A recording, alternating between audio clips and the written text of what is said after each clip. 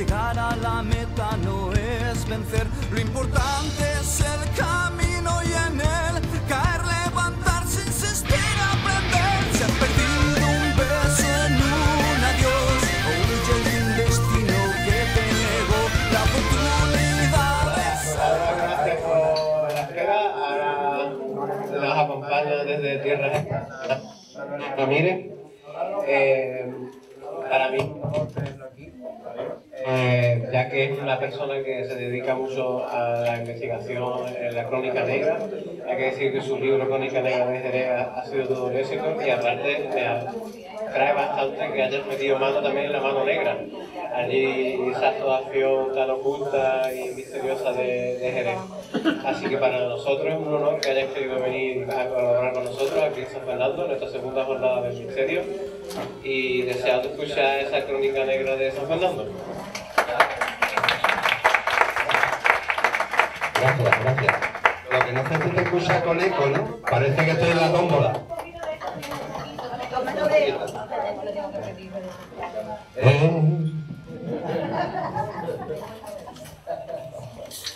Bueno, pues en primer lugar quería agradecerle a la asociación La Cara Oculta y a la Peña Carnavalera del Patavino que me hayan invitado a esta jornada.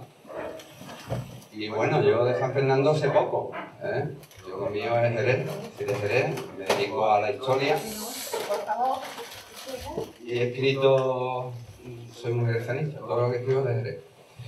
Pero como conocía a estos chicos, me dijeron que tal, que cual, digo, bueno, yo de Jerez no voy a hablar aquí porque somos San Fernando, entonces lo más normal es que me prepare algo de San Fernando. Como buen investigador, cada vez que yo me pongo a buscar cosas y encuentro otros lugares que me llaman la atención, pues lo guardo.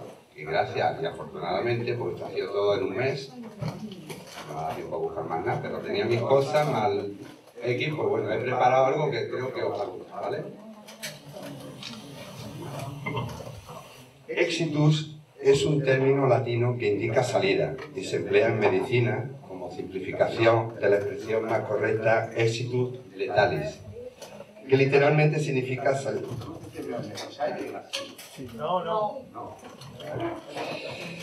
Literalmente significa salida mortal o más médicamente proceso hacia la muerte. Puede producirse por causas naturales, vejez, enfermedad, consecuencia de la cadena trófica o inducida, suicidio, homicidio, asesinato, eutanasia, accidente, desastre natural. Nosotros nos vamos a centrar en los casos inducidos, concretamente en homicidio y asesinato que tuvieron lugar en San Fernando. Casos que sacamos a la luz con el máximo rigor posible, haciéndolo con el compromiso de la veracidad de los datos, recogidos en la prensa, bibliotecas, archivos, testimonios, obviando cuestiones políticas y de otra índole que enturbien la investigación que cada caso lleva implícita para describir y comprender mejor la realidad de los sucesos que son parte de la historia de la isla y que mostramos para su conocimiento, pero también para clamar contra la violencia y reivindicar la dignidad de unas víctimas, en su mayor parte olvidadas.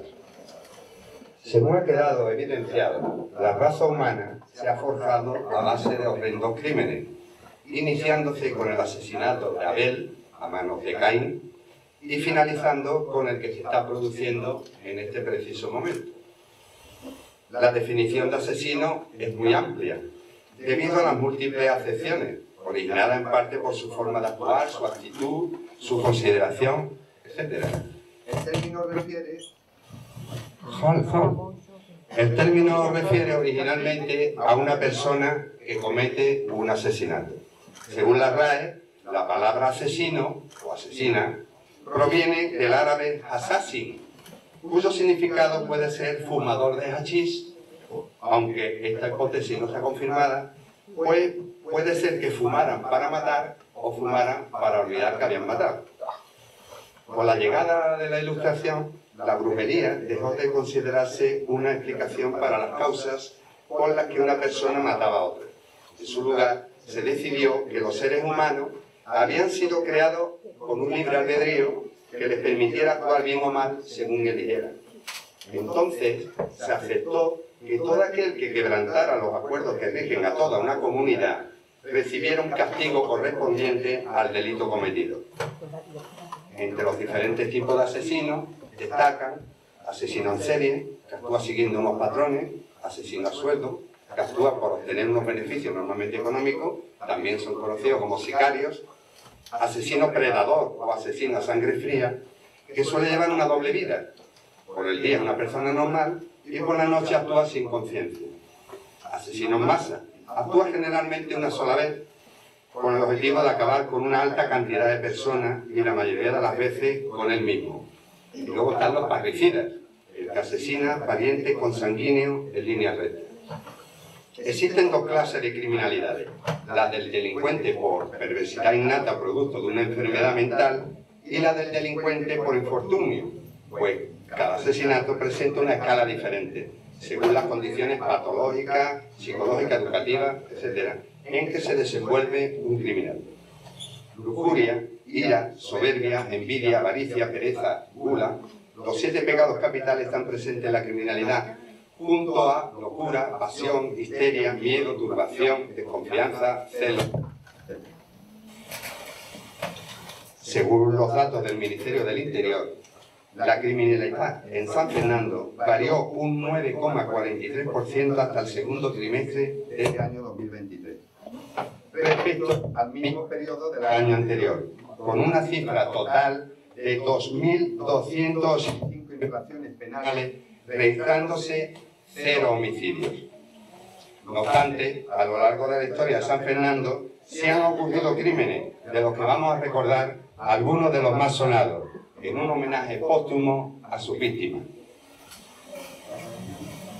De hecho, el crimen más antiguo de España tuvo lugar en San Fernando. La construcción de un campo de hockey sobre hierba a finales de 2009 permitió estudiar un poblado insular que fue habitado por una comunidad neolítica relacionada con el medio marino hace más de 6.200 años. En este yacimiento se pudo documentar una necrópolis de fosas con 59 tumbas y 73 individuos, y de ellos solo 2 presentaban heridas perimortem y ambos estaban enterrados en la misma sepultura. El primero era un adulto de 25 a 35 años y el segundo de 40 a 50 años, con heridas que pudieron haber contribuido a la muerte de estos 2 individuos. La investigadora Lidia Sánchez Barba matizó que por el tipo de fractura pudo ser accidental o intencional, aunque por la ubicación y el tipo de lesión se inclinaba por lo segundo. Lo que confirma que los españoles nos hemos estado matando antes incluso de que fuéramos un país. Desde aquellos tiempos hasta la fecha, muchos han sido los crímenes que se han cometido en esta ciudad. Vamos a recordar algunos de aquellos asesinatos que causaron verdadera conmoción entre la ciudadanía en distintas épocas, que nos llevan a conocer cómo era la sociedad de San Fernando en un paseo criminal por su historia.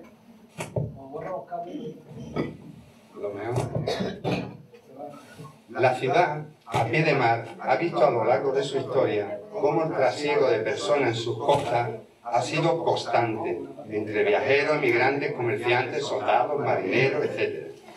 Precisamente de estos últimos hay variedad de noticias en las páginas de sucesos, por reyertas, ajustes de cuentas, etc., donde las navajas salen a relucir y muchos fueron los que perdieron la vida, como ocurrió en abril de 1901, cuando 3 marineros de la Armada vinieron en la calle Real, por cierto, esta calle es La Pera, y uno de ellos recibió una tremenda puñalada en el vientre. Un día más tarde se cometió otro crimen por un sujeto apodado El Tigre, el cual infirió una puñalada en el pecho a José Rodríguez, dueño de un baile público. Siguiendo la estela de los marinos, nos trasladamos muchos años más tarde, concretamente el 20 de noviembre de 2005, cuando en el acuartelamiento de Campo Soto se produjo otro crimen. Un infante de marina, que se hallaba en la litera de su camareta, tapado con toalla, afilaba su machete mientras decía frases como «Os voy a matar a todos». Oído por sus compañeros, fueron a buscar a un jefe para que acudiera al lugar, pero solo encontraron al cuartelero, de 18 años, que tras quitar una de las toallas que hacía de cortina, recibió una puñalada que le causó la muerte. Según el agresor, Él se encontraba en la litera con la intención de dormir la siesta y escuchó a los compañeros cómo le insultaban, llamándole gallego Rambo. Entonces, y para relajarse, se puso a afilar el machete, pero al escuchar cómo el cuartelero también le insultaba, lo quiso intimidar, apuñalándolo sin querer. Una parte del juicio estuvo dedicado a debatir el estado mental del procesado, pero el juez continuó con el proceso judicial y en 2008 la Audiencia Provincial de Cádiz lo condenaría a 16 años de prisión después de que fuera considerado culpable por un jurado popular. Justo después de atravesar el antiguo puente de Casería de Ocio, se conserva la cruz de forja, habla nuestro amigo, que da nombre a lo que se conoce como Camino de la Cruz, antaño transitado a pie para ir del centro del barrio costero y viceversa.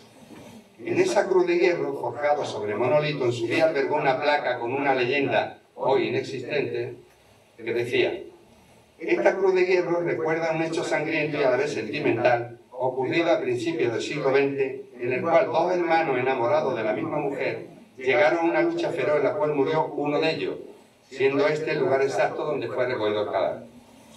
El periodista Pedro Engelmo, en su Galería del Crimen de la provincia, no encontró ningún dato que diera veracidad a este caso, como otros investigadores, y solo se sabe que la historia o leyenda circuló desde antiguo hasta que un movimiento vecinal decidió poner la placa.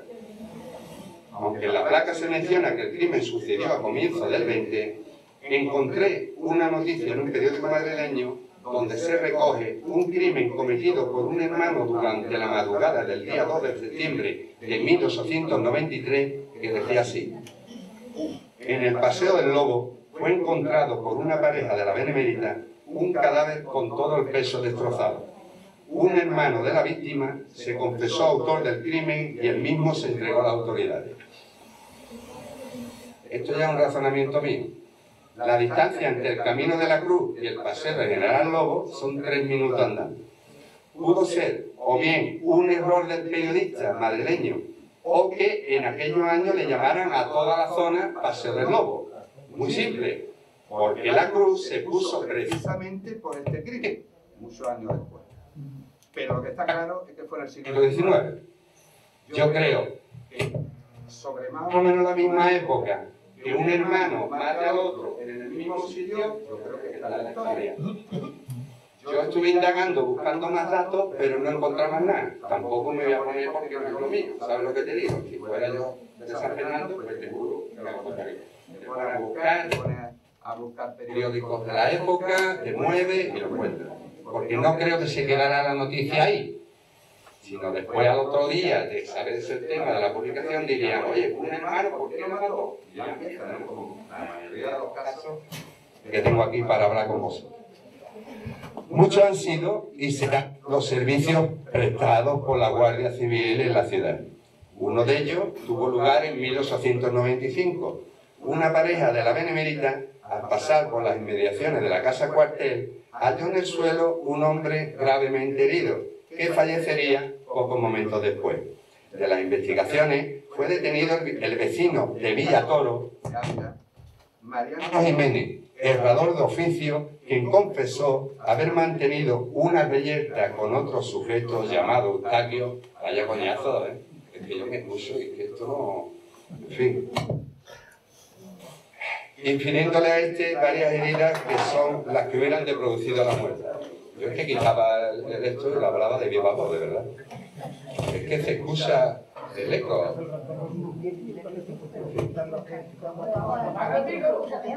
¿Qué?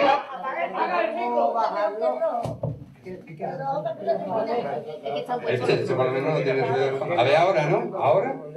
Ahora, vamos a ver. Es que no se puede poner los dos. No escapó San Fernando de los atentados políticos que tanto daño hicieron en la etapa republicana. Y también sería la Guardia Civil la que se encargaría de detener a los responsables. ¿Me oye? Sí. Que lo quiten. ¿Tiene que lo quiten? Bueno, empezamos. No escapó San Fernando de los atentados políticos que tanto daño hicieron en la etapa republicana. Y también sería la Guardia Civil la que se encargaría de detener a los responsables.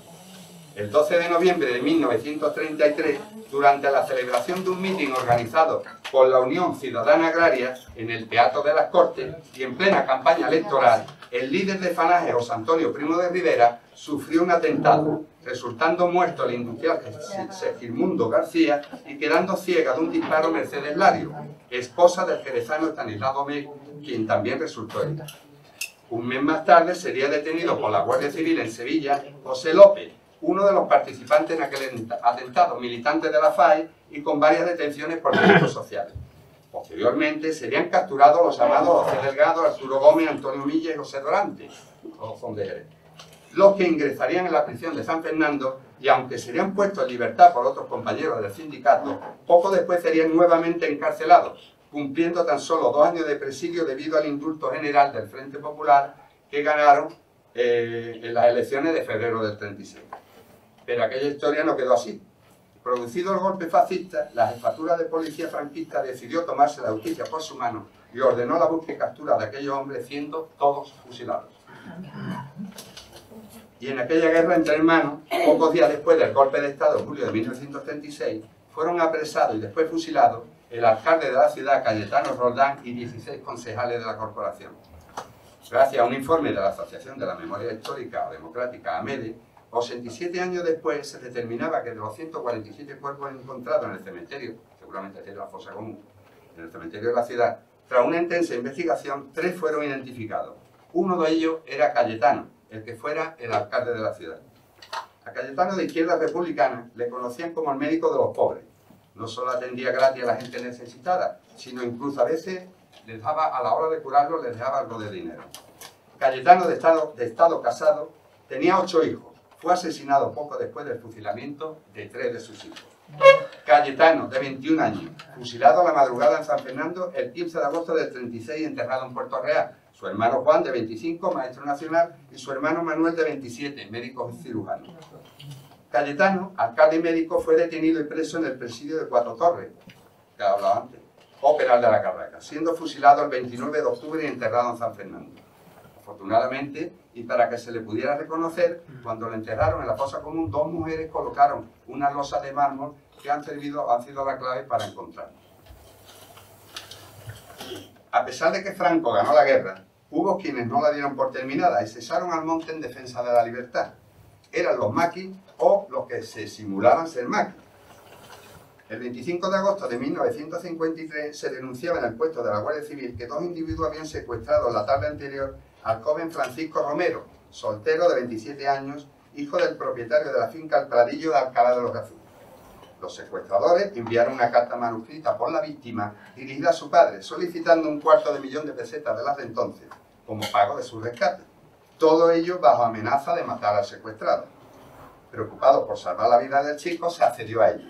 Y sin avisar a la Guardia Civil, tal y como habían exigido los captores, se envió al punto indicado con el dinero al guarda jurado Antonio Román, siendo interceptado cerca de la dehesa Briones.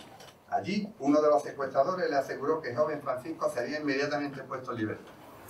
Pero la familia, al comprobar que pasaban las horas sin que regresara su hijo, se personó en la casa cuartel de la Guardia Civil para denunciar el hecho. El cabo Primero González, creyendo que podía tratarse de alguna partida del maqui, que había operado recientemente por aquella zona, organizó una batida con guardias civiles y vecinos de la localidad. El cadáver del infortunado joven fue encontrado cerca de donde se había efectuado el pago de rescate, apreciándose varios impactos de bala en la cabeza. Había sido asesinado antes de producirse el pago. Iniciadas las investigaciones para capturar a los asesinos, un vecino informó haber visto a 2 individuos en una finca y que uno de ellos era el hijo del tuerto Barrocal, quien faltaba del pueblo hacía varios años. Personada a fuerza de la Guardia Civil en el domicilio alcalaíno de un tío suyo, conocido por La Morena, se supo la dirección de su sobrino en San Fernando. No habían transcurrido 12 horas desde el conocimiento del crimen cuando era detenido en su casa Francisco Reyes, quien confesó los hechos manifestando que habían asesinado a su víctima, ya que a este les había reconocido. También delató a su cómplice, igualmente vecino de San Fernando, Jerónimo González, en cuya vivienda se encontraron en el colchón del matrimonio 234.000 pesetas y la pistola de 9 milímetros cortos con la que habían cometido el crimen, siendo ambos puestos a disposición de la autoridad judicial militar por considerarse un delito de bandolerismo. Los dos detenidos fueron juzgados en Cádiz por consejo de guerra, siendo condenados a la pena de muerte. Si bien el maqui en la provincia de Cádiz había casi desaparecido para entonces, tras la muerte en enfrentamientos con la Guardia Civil o encarcelamientos de la mayor parte de sus integrantes, coexistían desde sus orígenes delincuentes comunes que nada tenían que ver con la guerrilla antifranquista y que al amparo de ella perpetraban su fechoría de atracos, robos y secuestros, siéndole, no obstante y precisamente por ello, aplicada también toda la dureza de la justicia militar de la época. Conducidos a escoltas a Alcalá de los Azules, en la madrugada del día 29 de agosto de 1953, un piquete de la Guardia Civil los fusiló, siendo enterrados en el mismo cementerio de la localidad. En la década de los 70, de los maquis, podríamos hablar tela relacionada con San Fernando. Incluso yo tuve una anécdota en el Mesón del Sat, con una pluma, una historia que hay de la pluma. Conocí a la persona que le dejó la pluma. Ya conté la misma. En la década de los 70 apareció por San Fernando un criminal al que llamaban el arropiero. Un tipo proxeneta, chapero prostitución entre hombres, y vagabundo que no tenía escrúpulos en la práctica del sexo con hombres y mujeres de los que vivió durante un tiempo, y que practicó la necrofilia con sus víctimas después de asesinarlas, en muchos casos durante días. El arropiero fue un psicópata poseedor del cromosoma XY, también conocido como el de la criminalidad. Cuando hacía vida normal se comportaba de manera infantil, pero cuando asesinaba se transformaba en un ser despiadado y sin escrúpulos. Detenido numerosas veces en la aplicación de la ley de vagos y maleantes, la gandula, el arropiero sería considerado como el mayor asesino en serie de la historia criminal de España. Manuel Delgado Villegas, el arropiero, nació en Sevilla el 25 de enero del 43. Su padre, que les abandonó, se dedicaba a vender arropía, un producto de sabor dulce elaborado a base de higo o de caña de azúcar, y su hijo Manuel lo ayudaba en sus ventas. De ahí viene que le llamaran el arropiero. Su madre falleció al darle a luz en 1943 cuando ella contaba 24 años. Así que su hermana y él fueron criados por su abuela en Mataró, Barcelona. Posteriormente se trasladó al puerto de Santa María, donde residía su padre, que se había casado de nuevo. Allí asistió a la escuela, pero no aprendió ni a leer ni a escribir. Su infancia estuvo repleta de traumas y secuelas de su mala crianza. En 1961, con 18 años, ingresó en la Legión, donde aprendió la técnica de un golpe mortal que aplicaba con su mano abierta a la garganta de sus víctimas, que empleó y por el cual se hizo célebre en su criminal carrera efectiva. La policía denominó a aquel golpe que empleaba como el tragantón. Poco tiempo después desertó, abandonó la Legión y se dedicó a viajar por el sur de Europa, Francia, Italia, especialmente España, sembrando de muerte y destrucción a su paso por donde estuvo. Un buen día aparece por San Fernando, con su canasto vendiendo de forma ambulante la arropía. Su forma trenzada y cortada en trozos le solía vender por las calles mientras pregonaba las virtudes de este dulce. El arropiero, con su peculiar bigote que lo asemejaba al popular Mario Moreno Cantinflas, se echó una novia llamada Toñi, a la que solía visitar cada tarde en su domicilio de la calle Lauría. A veces, y para hacer tiempo, paraba en un bar rentado por Paco el de la Camba, no sé si lo llegaste a conocer, que había frente al mercado de San Antonio, e incluso ayudaba al dueño del bar a barrer el bar. Una tarde le enseñó a Paco unas medias que le pensaba regalar a su novia, exclamando literalmente: si supiera ella que serían las últimas que se ponía. La desaparición de Antonia Rodríguez, la Toñi, vecina de San Fernando, discapacitada mental, que había sido vista varias veces en compañía del arropiero y con quien mantenía una relación sentimental, puso a la Policía Nacional sobre la pista del mayor asesino de la historia de España. Aquella pobre mujer, y como vaticinó el propio arropiero, fue asesinada con sus propias medias en una zona de maleza y rastrojo apartada en el puerto de Santa María. Cuentan las crónicas que durante varios días la visitaba para ultrajar su cadáver y practicar con ella su afición favorita, la necrofilia. La policía, al encontrar su cuerpo, montó un dispositivo de espera, logrando su detención el día 18 de enero de 1971. Trasladado a comisaría, fue interrogado, declarando, para sorpresa de los atónitos investigadores, que la había estrangulado con sus propios leotardos o medias mientras practicaba sexo con ella, confesando además haber matado a 48 personas a lo largo de su vida. De sus crímenes tan solo se le pudieron demostrar 7 cometidos y 22 probables, todos producidos entre los años 64 y 71.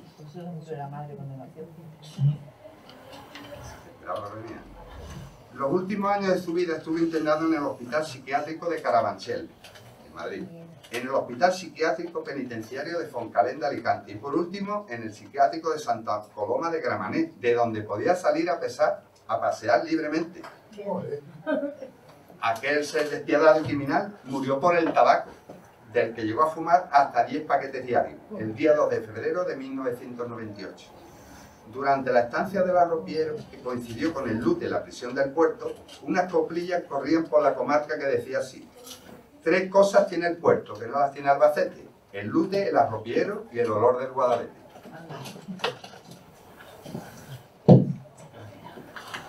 Llega el año 2000, de triste recuerdo.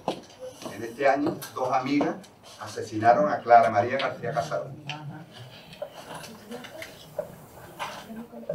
Todo sucedió la noche del 26 al 27 de mayo del año 2000. Clara tenía 16 años y estudiaba en la isla de León, donde era compañera y amiga de Iria, también de 16, y Raquel de 17 años. 2 chicas que siempre iban vestidas de gótica y eran aficionadas a la ouija. Clara también había compartido con ella su gusto por el ocultismo y la mitología, pero mientras Iria y Raquel eran más de brujas, Clara era más de unicornio, que por cierto los dibujaba muy bien. Sí. Clara conoció a un chico llamado Manuel y empezó a salir con él, alejándose poco a poco cada vez más de sus amigas, lo que según varios criminólogos no tomaron bien, entendiendo se trataba de un abandono. Iria, hija de un militar que se encontraba en aquellos días en Bosnia y de una madre que se multiplicaba para atender a sus hijos, era, según sus compañeros, manipuladora y tendente al autismo social. Hábil en los estudios, tejió una alambrada en torno a su mundo. Dejé de hablar con mi madre a los 7 años, confesó una psiquiatra de la prisión de mujeres de Alcalá de Guadaira. Raquel era hija de una madre adolescente y se crió con su tía abuela, que murió cuando ella tenía 14 años. Todo se derrumbó e Iria se convirtió en su tabla de salvación. Con ella se sentía segura, con ella no se sentía sola. A las 2 chicas, aficionadas al esoterismo, les gustaba el ocultismo, el tarot, los libros satánicos y la magia negra, y en su mundo oscuro tramaban hacer algo fuerte, algo que dejara huella, y hacía tiempo que por sus cabezas rondaba la idea de asesinar a alguien. Y entonces decidieron matar a su amiga. Clara fue llevada aquella noche del 26 de mayo por sus amigas a un descampado conocido como El Barrero y no tuvieron compasión. ¿Para qué me habéis traído aquí? ¿Para matarme? Escuchó un soldado que hacía guardia en una garita del observatorio de la Marina, cerca del lugar en el que fue asesinada Clara. El chico no vio nada, pero alertó a su oficial, quien restó importancia al hecho al tratarse de una zona habitualmente conflictiva. Iria tapó los ojos de Clara, le dieron 2 golpes fuertes en la cabeza y Raquel la apuñaló 32 veces. Luego le rajaron el cuello abierto 45 grados en canal para asegurarse de su muerte. El forense dictaminaría que murió degollada y no por los navajazos. Tras cometer el crimen, dejaron la navaja en una maceta, se ducharon, lavaron su ropa para eliminar rastros de sangre y salieron a beber durante la madrugada de aquel viernes. Al día siguiente, Iria y Raquel serían detenidas y encerradas a los calabozos de los juzgados. En ese momento ya habían confesado el crimen y explicaron que acabaron con la vida de Clara de una forma tan salvaje para convertirse en famosa y porque querían saber qué se siente al matar. El crimen había sido cuidadosamente premeditado y ejecutado con suma frialdad. Según el sumario, no había sido la primera vez que las 2 niñas habían intentado cometer un crimen. Pocas semanas antes de producirse el terrible asesinato, hubo un ensayo previo en unos aseos del centro comercial Bahía Sur, cuando intentaron matar a una chica embarazada que afortunadamente se frustró al huir la mujer y que la policía entendió como un intento de robo. Durante el proceso se evidenció que Iria fue la ideóloga del crimen y se supo de la admiración de las 2 asesinas por José Rabadán, el asesino de la katana que mató a sus padres y a su hermana, al que incluso escribieron algunas cartas. En una de ellas decían: has conseguido hacer realidad algo que nosotras solo imaginábamos. Uno de los aspectos más llamativos del caso fue que durante la investigación encontraron una caja que contenía una vela negra, la figura de un ángel en posición orante con las manos cortadas y 4 cartas del tarot. Los investigadores encontraron indicios evidentes que relacionaban este hallazgo con el crimen y la forma en que se cometió. Fue por eso por lo que a las 2 amigas se les apodó como las brujas de San Fernando. El abogado de la familia de Clara comentó la frialdad de las 2 menores detenidas, que se pusieron a cantar en los calabozos cuando esperaban para declarar ante el juez. Su absoluta falta de arrepentimiento y la indiferencia con la que se referían a la víctima tras haberle quitado la vida. El pueblo, el vecindario, indignado, se echó a la calle al grito de bruja a la hoguera y se concentró a la puerta del juzgado e incluso se apedreó la casa de Raquel. Durante los 7 meses transcurridos entre la detención y el 31 de diciembre de ese año, las 2 detenidas estuvieron recluidas en una cárcel, pues la legislación española obligaba a tratarlas como adultas, al menos hasta la entrada en vigor de la ley del menor.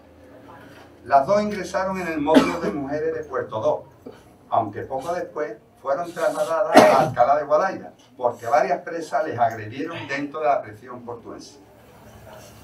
En mayo de 2001, el juzgado de menores de Cádiz condenó a las 2 asesinas a 8 años de internamiento en un centro de menores. Fueron las primeras condenadas en España por un delito de asesinato bajo la nueva legislación. La ley del menor, en vigor desde el 1 de enero de 2001, vino a sacarle las castañas del fuego. Lo que podían haber sido 25 años de prisión se redujo a 8, que acabaron siendo 5. Hay que indicar que Raquel cumpliría los 18 años el 7 de agosto, es decir, que por 72 días se libró de 25 años.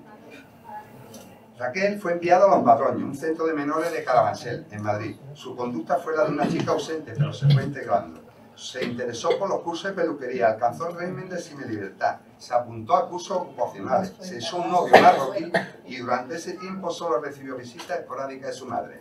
Ante uno de los psicólogos reconoció que había cometido una monstruosidad. Por su parte, Iria se mostró muy colaboradora en el centro de Monteledo, en Orense. Durante mucho tiempo negó su participación en los hechos, pero no se abatió por su encierro. Durante este cambió su vestimenta siniestra y estudió psicología a distancia en la UNED, en el centro de menores. Su madre se trasladó a Vigo para estar cerca de él. Comenzaron a tener permiso de salida al poco de cumplir la mitad de la condena y quedaron en libertad vigilada en 2006, cuando tenían 23 años, edad máxima que contempla la ley del menor para estar en un centro. En ese momento es el juez, y esto es importante que lo sepamos, que después no se cumple, no se ha cumplido todavía, pero está en la ley. En ese momento es el juez quien decide si el condenado continúa su pena en prisión o sale a la calle con ciertas restricciones. Ya sabéis lo que pasó, salió el segundo caso, ni restricciones ni pollo. Ninguna de las 2 regresó a San Fernando. A Raquel se le pierde la pista en Madrid, aunque hubo rumores de que trabajaba como celadora en un centro de menores. Iria, después de residir en Vigo, se sabe que marchó en septiembre de 2016 y hasta junio de 2017 a trabajar en una escuela de primaria de West Oxford, en Inglaterra, con niños de 5 a 7 años, y nadie sospechó nada. La alerta a la escuela llegó de la Policía Nacional, que había recibido un anónimo informando de ello al Consejo del Condado de Oxford en octubre de 2017, cuando el contrato de Iria ya había terminado. La BBC y el diario The Sun destaparon el pasado de Iria con una portada con el titular «Horror». Una escuela de Oxford contrató a la asesina Iria Suárez como profesora de apoyo. Efectivamente, la joven omitió su pasado delictivo para conseguir el contrato en la escuela. Ella lo había mantenido en secreto, pues al haber cometido el crimen, siendo una menor, este había desaparecido del registro, por lo que su expediente estaba limpio. Una menor que la figura estaba ya con los 18 casi cumplidos. Le faltaba nada. En España, las condenas pueden eliminarse del registro de un condenado cuando cumple 28 años y si el delito se cometió cuando era menor de 18. Es el único país que ocurre en este país. Este año, el programa de Iker Jiménez trató este caso coincidiendo los criminólogos en que el ocultismo y las leyes oscuras jugaron un papel fundamental. Se trata de uno de los crímenes más atroces de nuestra historia reciente, pero olvidada en cierta medida por el gran público, aunque no así por los expertos en el ámbito de los asesinatos. Hoy en día, aquel descampado del Barrero donde Clara perdió la vida es un parque que rodea el Observatorio de Marina, donde se levanta una pequeña escultura en su memoria, un unicornio alado que se basa en uno de sus dibujos. Además, todos los años el instituto se celebra el Día de Clara. Desde el año 2010 a 2016, 338 menores de edad han sido condenados en España por delitos de homicidio y su forma, de acuerdo a los datos que se recogen en el Registro Central de Sentencias de Responsabilidad Penal de Menores. Los años pasan y las causas de los crímenes van cambiando con los tiempos. Entra en escena Internet.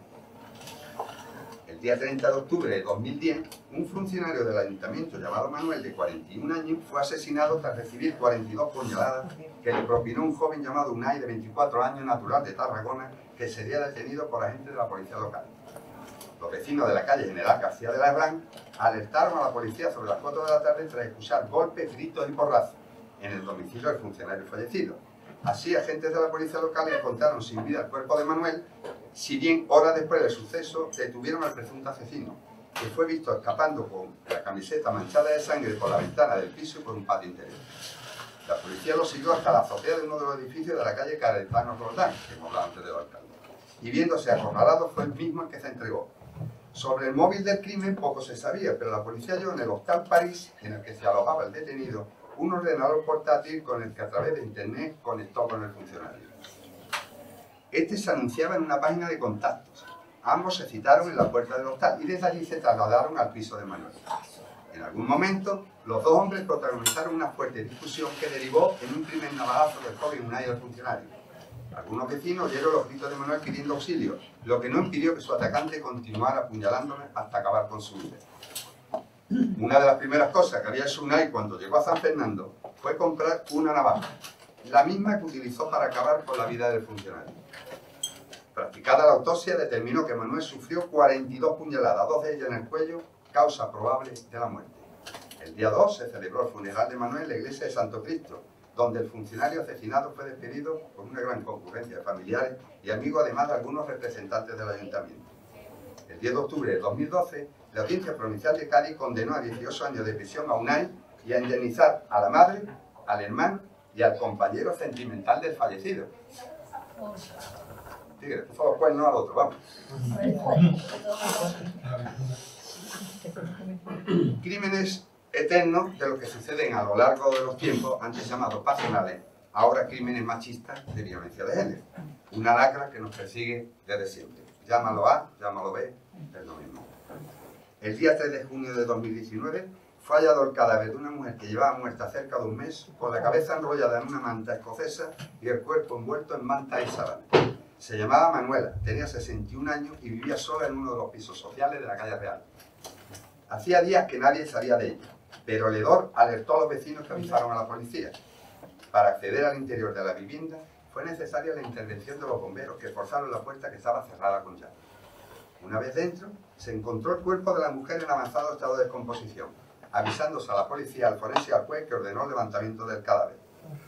En la casa se encontraron todos revueltos, con armarios, cajones abiertos, ropa y distintos artículos esparcidos por el suelo, completo desorden, como si la casa hubiera sido saqueada.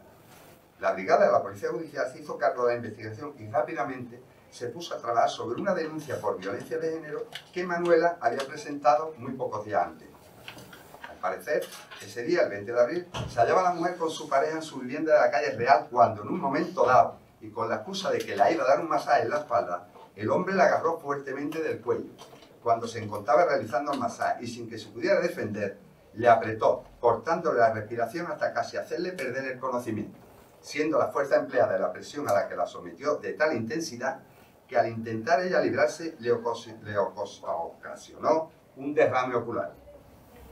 Aquel mismo día, después de pasar por urgencia del Hospital San Carlos y a instancia del médico que la atendió, Manuela denunció ante la policía haber sufrido el mencionado ataque de su pareja llamado Miguel. Fue entonces cuando Manuela intentó romper la relación de pareja, pero este individuo no lo quiso, se opuso. Con la denuncia en la mano, la policía comenzó a buscar al tal Miguel, que según se supo, conocía a Manuela en el comedor social de aquí de la isla. Se hicieron batidas por los lugares en los que habitualmente paraba el agresor, y a Manuela se le advirtió de que no le abriera la puerta de su casa y de que llamara a la policía si lo veía por la zona. Sin embargo, apenas unos días después fue asesinado. Las investigaciones dieron su fruto y un mes después de producido el homicidio, concretamente el 8 de julio, sería detenido el autor del crimen en el barrio del Río de San Pedro de Puerto Real, donde residía con sus padres. Se trataba de Miguel, un hombre de 41 años que se buscaba la vida como gorrilla y con antecedentes por malos tratos en el ámbito familiar, denunciado por otras mujeres en el puerto y en Valladolid. Después de reconocer los hechos, ingresaría a la prisión de Puerto 2, acusado de haber asfixiado a Manuela, con la que había mantenido una relación esporádica de apenas 3 semanas. A mediados de octubre de 2021 tuvo lugar en la Audiencia Provincial de Cádiz el juicio con jurado.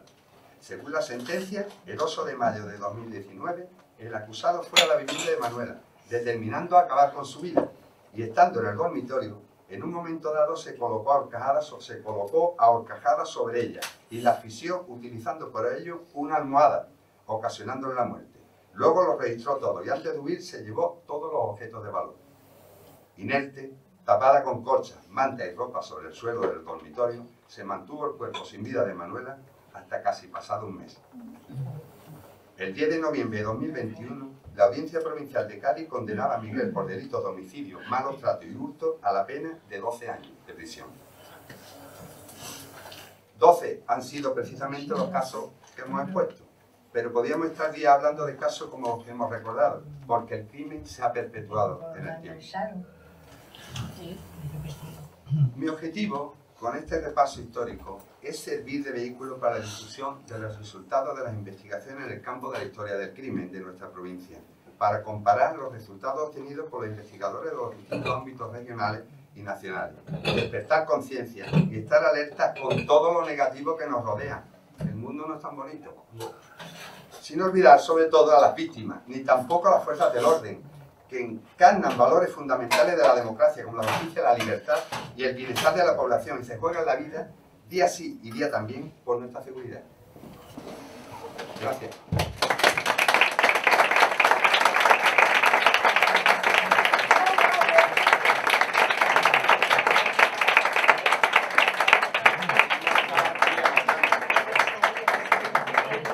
Normalmente estas cosas las hago con imágenes, ¿vale? Pero es que ha sido imposible. Como he ido corriendo para ver si terminaba pronto, yo tengo aquí un pendrive. Sí. Una pregunta, por favor. Sí. El hijo del alcalde que fue enterrado en Puerto Real, ¿me podría decir el nombre? Fueron tres. Tres, bueno, uno fue enterrado así, ¿no? No, los tres. Ah, los tres. Los tres. Yo cogí de Puerto Real y digo, voy a ver si no... Pues... A ver, yo creo que no tengo... Eso está en la primera página, creo. Está al principio, sí. Yo lo podía haber puesto así. Sí, Lo estaba aquí. En vez de ponerlo de la mañana.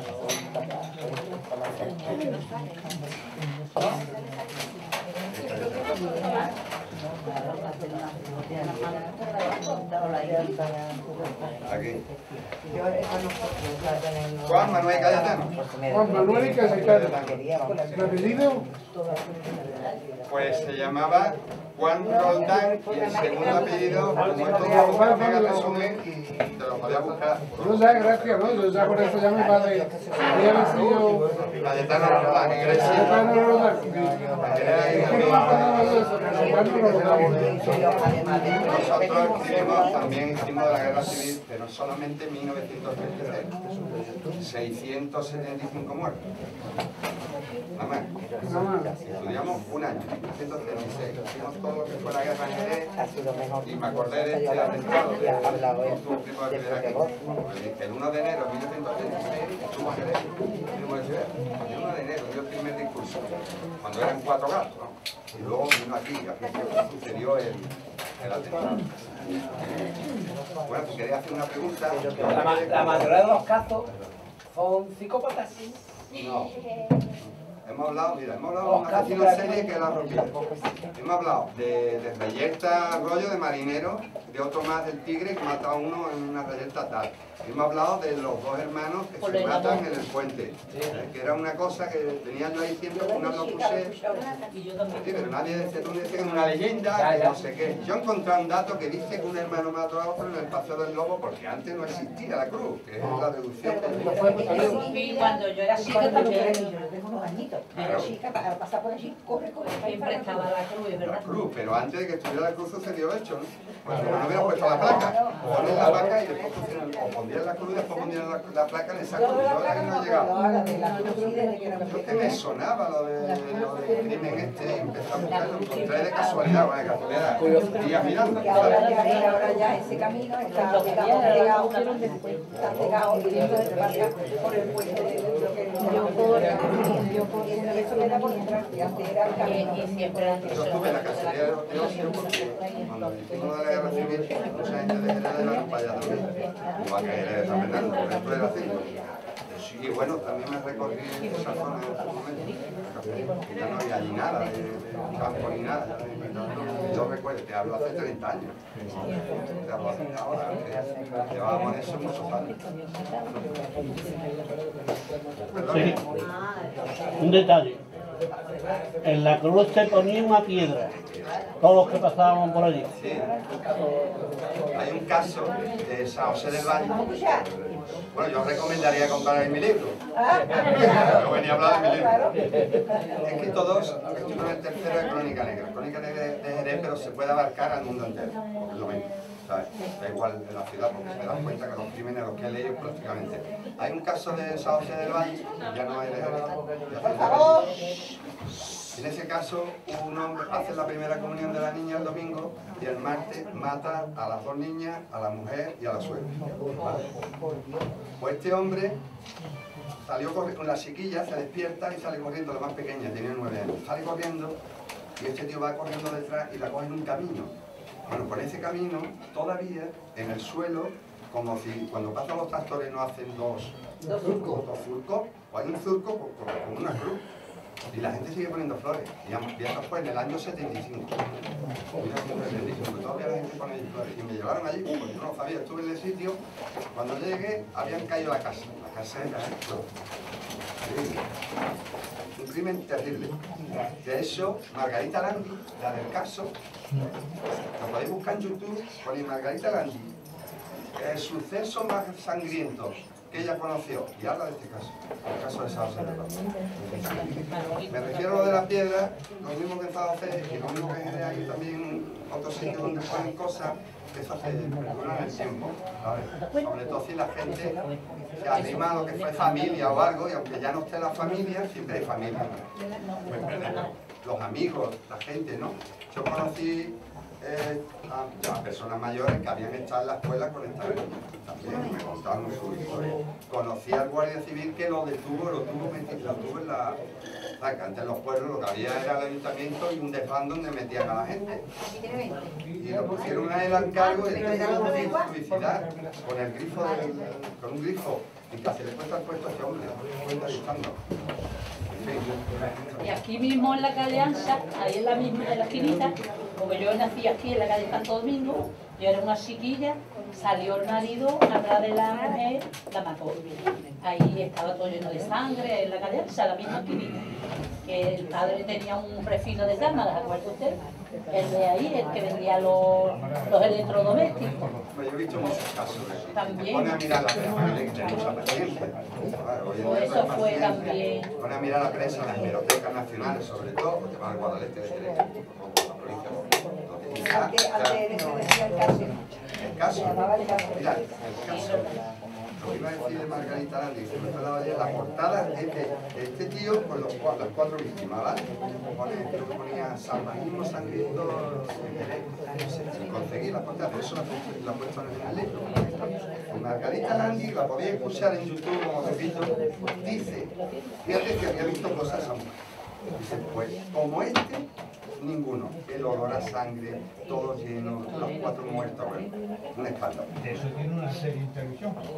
La hicieron, el caso, sí. Caso de la Margarita. Sí, pero ese caso no sale, yo vi la serie. No. Yo era enamorado del caso, y yo lo leía. También había un kiosco de prensa de mi amigo Rafael, el novelista, y siempre leíamos el caso. También hay otro que se lo comentaba a Carlos, en la calle Elvina del Puente, que había un hombre que vendía cupones, un hombre que hacía, y un día un escándalo en la calle, pero un escándalo. Todo el mundo chillando y era que estaba apuñalando a la mujer delante de la ventana abierta y todas las vecinas de enfrente viéndolo, chillándolo y viene la policía. Eso es una lacra. Lo que pasa es que si te pones a pensar, y tú te paras, ¿tú cuántas horas pasas? No te viene a hablar. Yo tengo muchos casos de matar a su mejor amigo. ¿Por qué? Porque tiene todo el tiempo al lado. En el trabajo, igual. O eres amigo o eres enemigo, pero estás todo el día, 8 horas, 12 horas, toda la vida. Yo he estado 42 años en la azucarera, 42. He visto de todo, he tenido amigos buenos, amigos regulares. Ha sido un placer, ¿eh?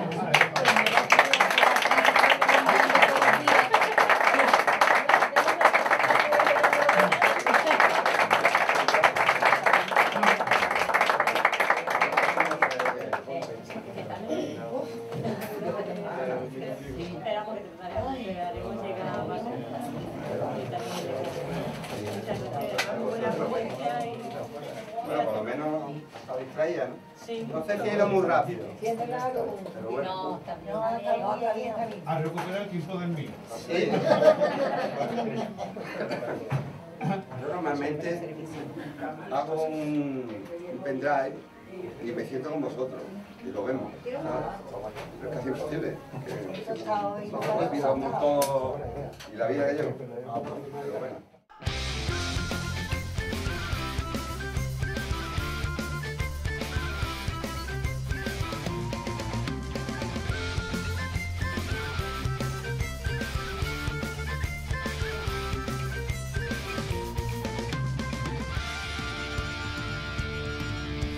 Perdido el rumbo, escúchame.